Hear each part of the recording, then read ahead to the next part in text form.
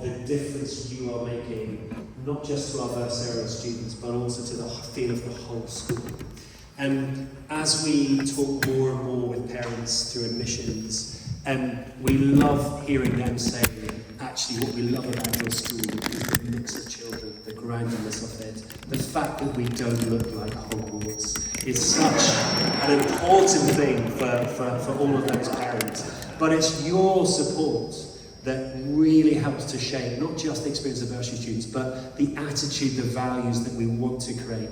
Our children have a fantastic start in terms of their education. We want them to embrace it, but we also want them to become increasingly conscious of how privileged their education is in a UK sense, let alone a world sense. And to send out young people who really have embraced all that opportunity, but are very grounded in terms of recognising, actually, having a private education might not be very well viewed in the university I go to, or the place of work I go to. It's not something to be ashamed of, but be very aware of the opportunity you've had. And you really help create those sorts of young people by the support you give to the Bursary Fund.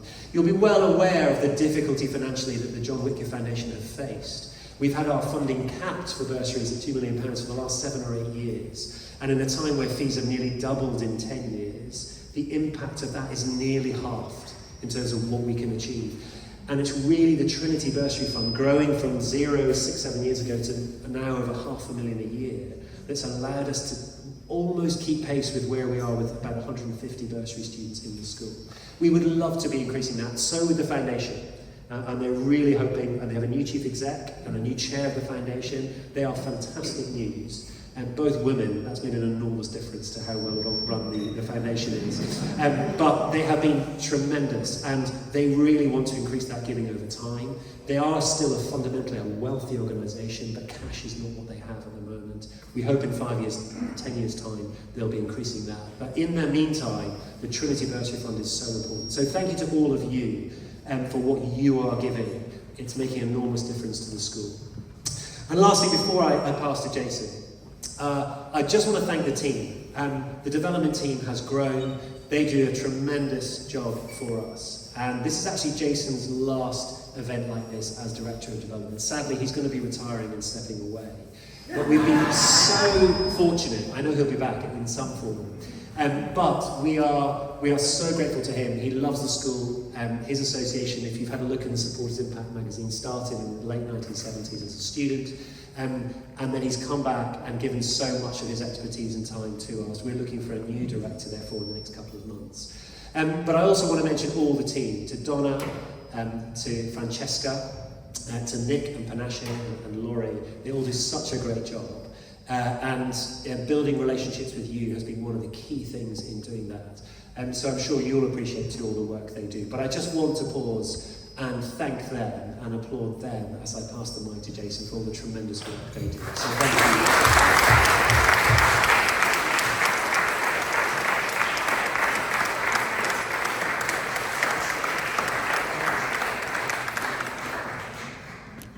Well, good evening everyone. So my last year in post at least, so as I said, I started my first 7-year stint at Trinity in 1979.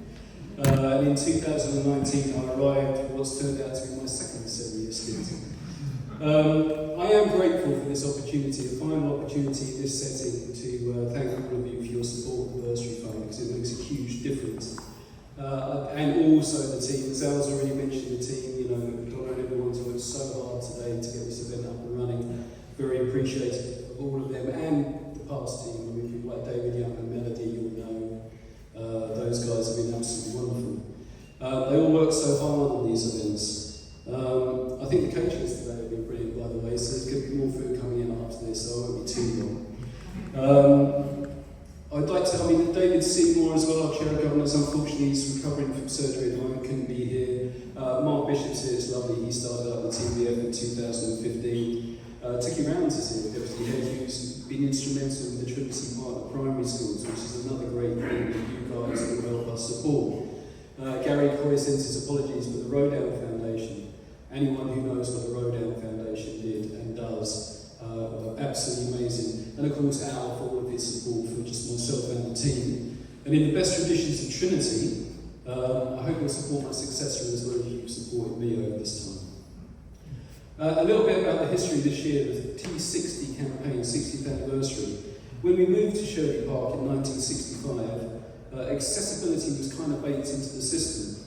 There was the 11 plus and there was direct grant. And Trinity effectively was a grammar school.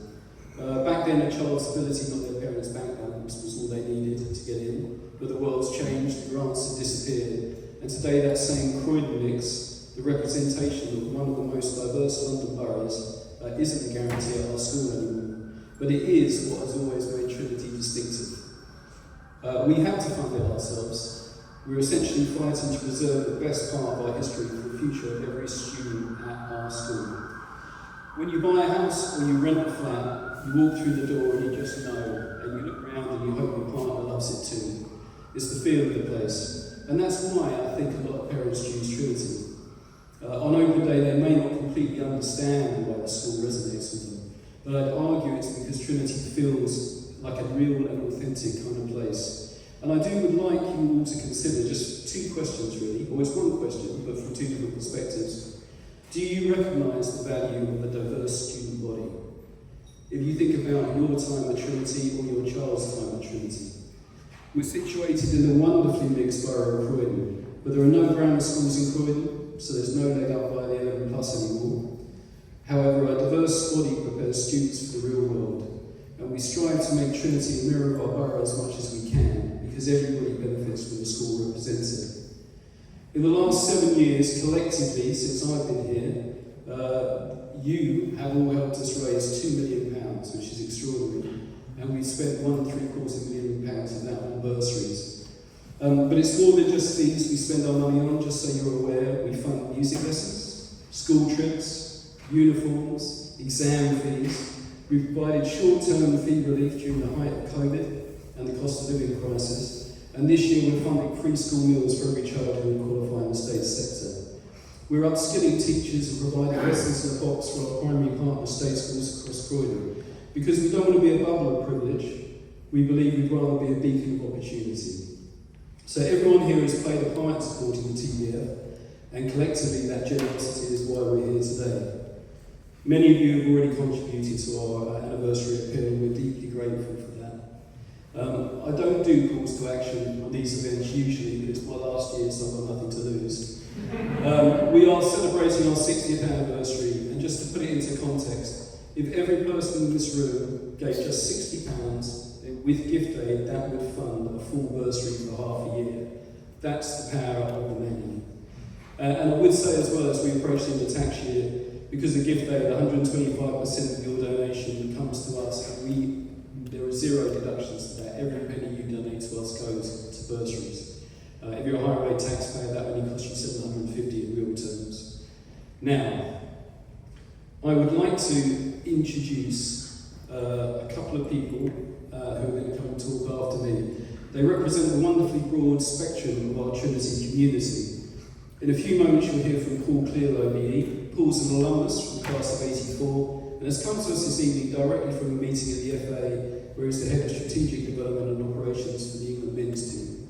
He's also the chair of trustees for the Palace for Life Foundation. Now Paul represents the long-term legacy of a Trinity education and what it means to lead with purpose in the real world. But first, representing the incredible talent currently coming through our gates is Emily Tennant. Emily joined our sixth form anniversary, and as we move to become fully co-educational, she's an example of the modern Trinity alumni. Emily's an undergrad who's already given back to us by working on our telephone campaign this summer, so you may have spoken to her. She's part of the Trinity evolution, so please welcome Emily.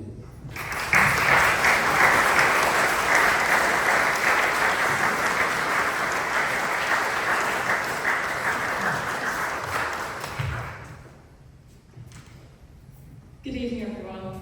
To introduce myself, I'm Emily. I'm currently a final year studying at Bath. I'm doing psychology. I joined Trinity in 2020 as a bursary recipient, and I left almost 4 years ago now, which is slightly terrifying to think about. I was truly honoured when Jason and Donna asked me to speak at this evening's reception. As you're about to hear, I absolutely loved my time at Trinity, so I'm always grateful for an opportunity to give back to the school. I'd like to share some of what I learned during my Trinity journey today to show you the genuine and enduring impact your donations really make. As I mentioned, I joined the school in sixth form. I didn't come from your typical independent school background.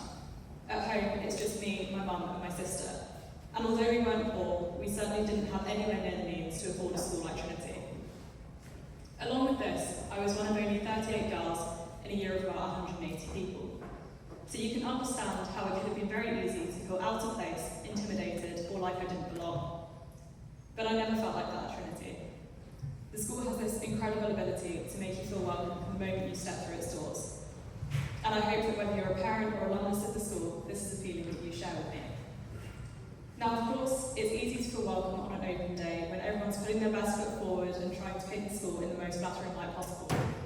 But this is a feeling which endured throughout my time at Trinity and continues to the present day. It was my peers who helped me feel welcome when I first joined, not even so much through their actions as just their presence. Looking around and seeing people who look different to you, speaking to people and hearing about other backgrounds, interests, stories and perspectives, all of these make you a more open-minded and accepting person.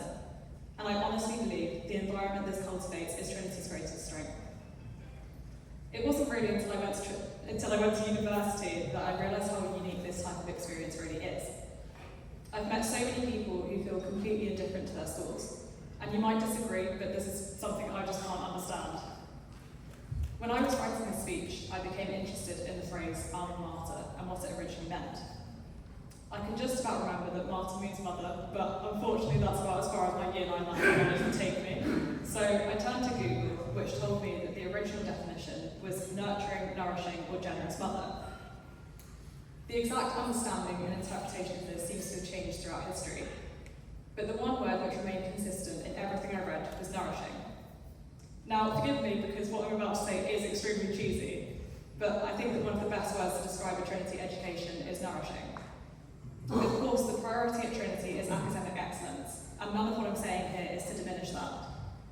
But I think I gained so much more from learning about myself, about building genuine, strong, and long-lasting relationships with people, about accepting others from all walks of life, about celebrating your own and others' successes, and about taking responsibility and growing when you make a mistake, than I ever did from a textbook. It's these soft skills which help make a person more rounded, tolerant, and compassionate. And honestly, I think the world needs a lot more of that at the moment. After leaving sixth form, I actually originally started my undergrad at UCL.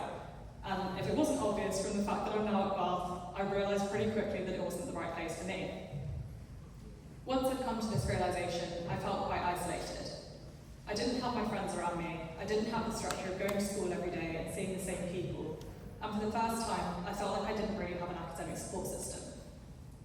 And then I remembered where I went to sixth form. So I reached out to 2 of my old teachers to explain the situation, and what began as one phone call asking for advice turned into months of support from different departments in the school, helping me initially weigh up my options to decide if dropping out was the right decision. And then once I'd made this choice, helping me to write a completely new personal statement for a different subject at 5 different universities. Now, for those of you familiar with the UCAS system, you'll know it's not exactly a quick or easy process. The school had absolutely no obligation to help me with this. I was no longer a student and it was my decision to leave UCL and to reapply elsewhere. But if this doesn't exemplify everything that Trinity stands for, I don't know what does. Sure, you leave the school, but you never leave the community and it never leaves you. Over the summer, I was a campaign caller for the Trinity Bursary Fund Telethon, and from the conversations I had, I can assure you that I'm not the only person that feels this way. I spoke to alumni who had left 5 years ago and alumni who had left 50 years ago. I spoke to people who had attended the school for 2 years and some that had spent their entire secondary education there. Of course, everyone had different experiences and stories to share, but the one common thread was that feeling of community and belonging. I sometimes speak to my friends about how different my life would be if I hadn't been given the opportunity to attend Trinity. I was out of Palace before sixth form, and I'd always planned on staying there. But Trinity was always in the back of my mind as this just out of reach place that I'd love to attend. I never truly expected that I would be accepted, and I knew that deep down, even if I was, it was beyond the scope of what my family and I could afford. Without the bursary fund, I could have passed those interviews and exams 10 times over and still not been able to come to Trinity, and that is the sad reality for a lot of students. So I would like to extend a genuine thank you to everybody in this room.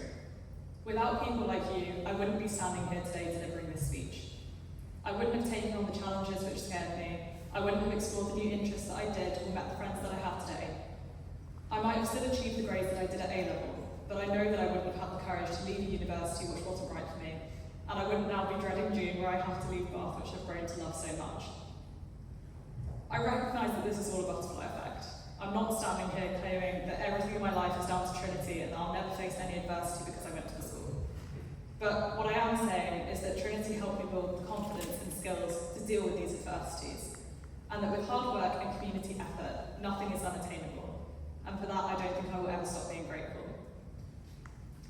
As the school moves towards co-education, I'm so excited for the future of Trinity and for more students like me to be given such an incredible opportunity. Thank you for your continued support and attention this evening. And if you do recognise my voice or my name from the Trinity campaign, please come and say hello. I won't ask you for any more money, I promise. Thank you so much for listening and enjoy the rest of your evening.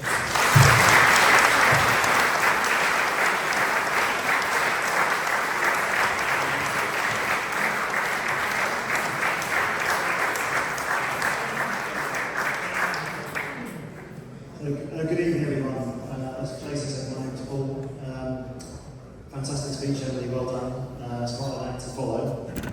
I suppose I'm here, you won't have any doubt, having heard Emily, that she's going to have a very successful life and career on the back of her time at Trinity. But in case you do have any doubts, I'm here to prove that about 35 years later, that it also does work. So I'm a kind of one-man, longitudinal study, if you like.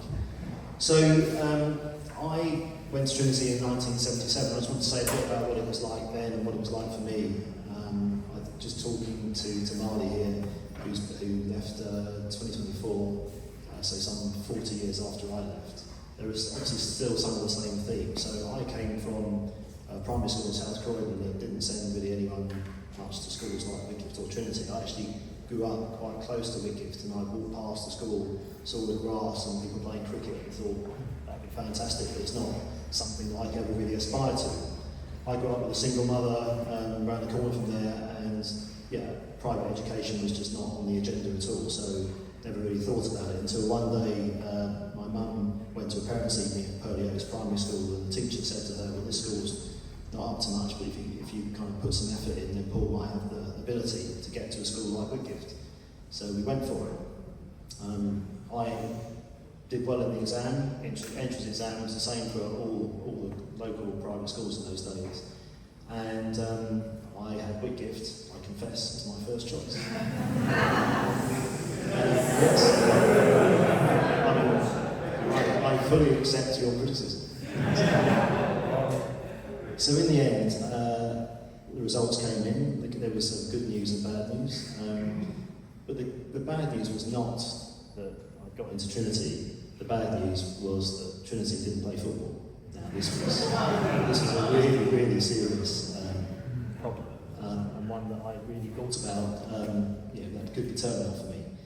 So, but it's a good example of going to a rugby playing school when you come from a school like Purley Oaks and football is all kind of your life is about. That's what you want to be.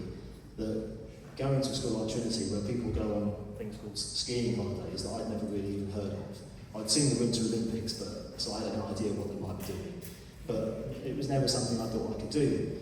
Wind forward 7 years, and I've had some amazing experiences. So yes, the education was great, but there are lots of state schools now that provide very great education, but they don't have the resources to do what I was lucky enough to be able to do. So I went to France. My mother, for example, never ever left the UK in her whole life. I went to France in my first year.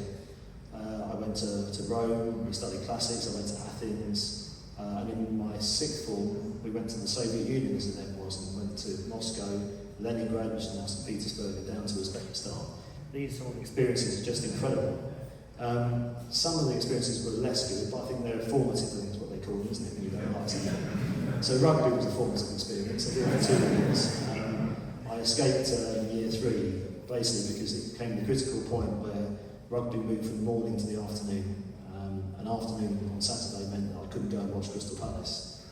So they weren't very good in those days. No, don't say that. So yes, that was one thing I didn't like. And the CCF, of course, the Combined Cadet Force was the other thing. I joined the army. I didn't like physics and chemistry either. And interestingly, the army section of the CCF was run by the physics and chemistry teachers. So I suspect there's a connection. So, but they were the things I think you learned. You're always encouraged to try things, and then try it again, try and make it work. And your education was very broad in that sense, and I think it stood me in good stead for what's happened to me since. And a quick whistle-stop tour around that. I left Trinity in 1984, went to Warwick University, did an economics degree there, came back from Warwick, actually worked for quite some time, 7 years actually, for Croydon Council. Was part of the team that built the tramline project that many of you will have probably travelled on at some point. That led me into a corporate finance career because the government was looking to fund a lot of private infrastructure projects. So I was picked up by PricewaterhouseCoopers, PwC. Worked there for 21 years, 16 of them as a partner, was part of the management board running the organisation, was also on the board of PwC in Africa, lived in Nigeria for a short time, which was difficult, let's say. Anyone thinking of relocating to Nigeria, my wife's not here tonight, but she could give you some very clear advice. Then 2016 came, turned 50, decided it was time to retire, made my first attempt at retirement, went into a portfolio, a set of roles, non-exec director. One of them was Guys and St Thomas's, the NHS, during COVID, which was fascinating, very difficult. Also Metropolitan Police, I was recruited to their board by Cressida Dick, when she was Commissioner of the Met. Went to every Met board meeting for 3 years, during which time it was just like one disaster after another. Very difficult time, learned a lot, probably a lot of other people had formative experiences at that time on the Met as well. So all these things are incredible. I also became a board advisor to the Premier League in football. I was asked to do that because of my background doing diversity and inclusion work alongside my client work at PwC. I was fortunate enough to be awarded the OBE for that work in 2020.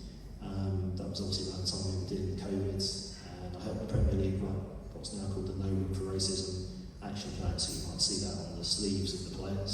So that's something I did, and I'm still working on with them.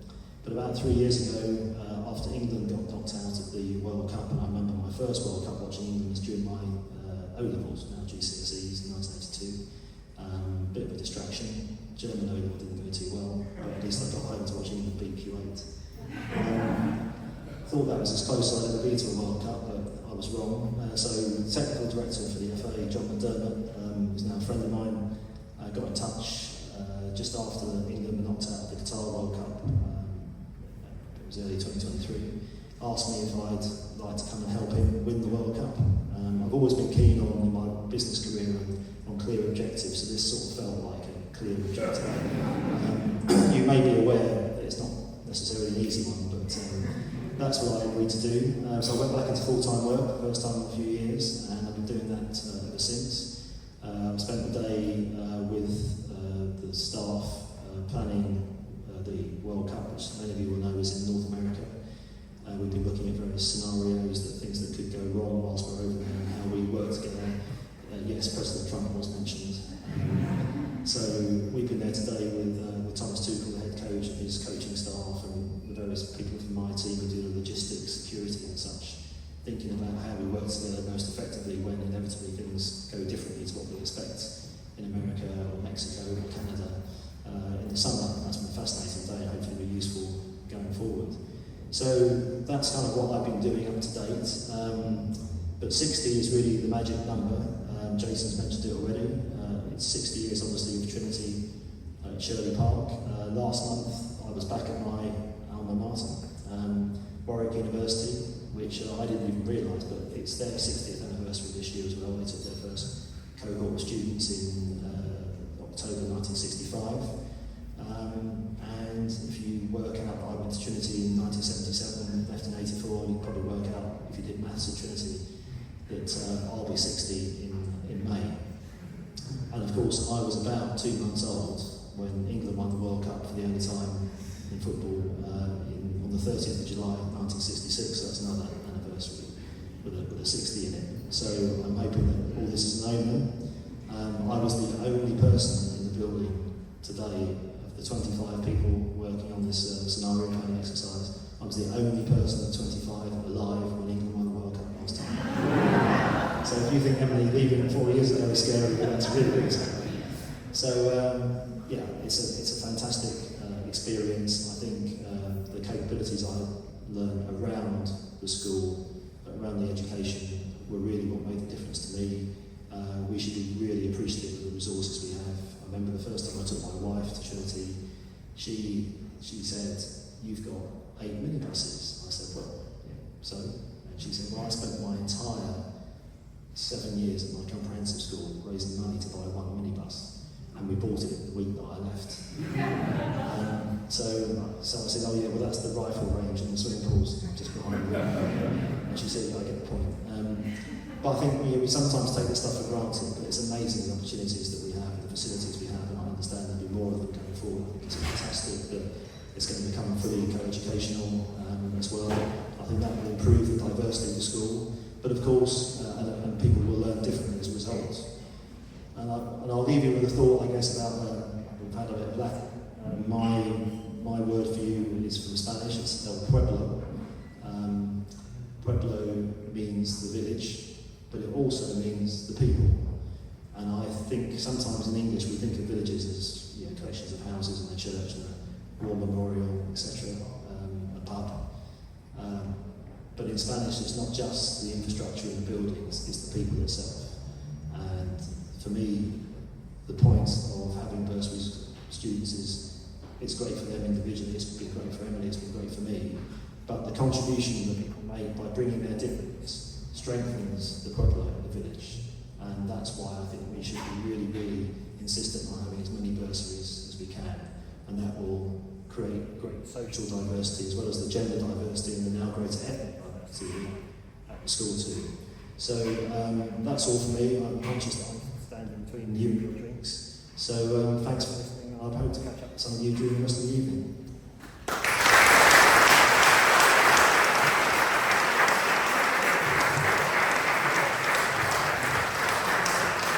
Thanks very much, everybody. So there should be some more food coming out in a minute, but thank you for your time and attention.